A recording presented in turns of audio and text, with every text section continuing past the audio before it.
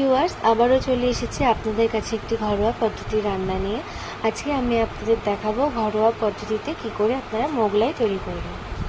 আপনারা এটি সকালে ব্রেকফাস্ট হিসেবেও খেতে পারেন এবং দুপুরে যারা আপনারা অফিসে বাইরে কাজ করেন তারা টিফিন হিসেবেও নিয়ে যেতে পারেন। আর আপনাদের ভালো লেগে থাকলে অবশ্যই একটি লাইক এবং কমেন্ট করে আমাকে জানাবেন।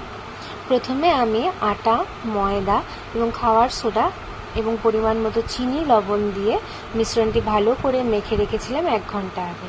আপনারা 1 ঘন্টা আগে মেখে রাখার চেষ্টা করবেন, নয়তো আধা ঘন্টা আগে মেখে রাখলেও হবে। এরপর তার মধ্যে আমি রিফাইন তেলে একটি প্রলেপ দিয়ে ঢেকে রেখেছিলাম যাতে মিশ্রণটি খুব সফট হয়ে যায়।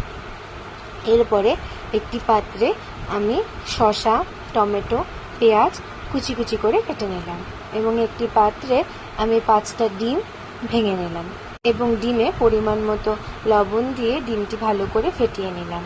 এরপর করে রাখা আটা ময়দার গুলতিটি আমি বেলে নিলাম।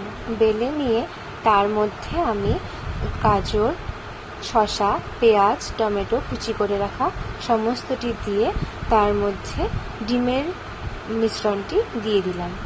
ফাটানো ডিমটি দেওয়া হলে আমরা চারদিক থেকে এটিকে বন্ধ করে দিলাম। আপনারা ভিডিওতে দেখতে পারবেন যে কিভাবে আমি বন্ধ করেছি। বন্ধ করে দিয়ে তার উপর দিয়ে আমরা একটি ডিমের প্রলেপ লাগিয়ে দিলাম। এরপর কড়াইতে রিফাইন তেল ঢেলে নিলাম। তেলটা একটু বেশি পরিমাণেই ভাজবেন, দিবেন, তাহলে ডুবো তেলে ভাজলে খেতে খুব টেস্ট হবে।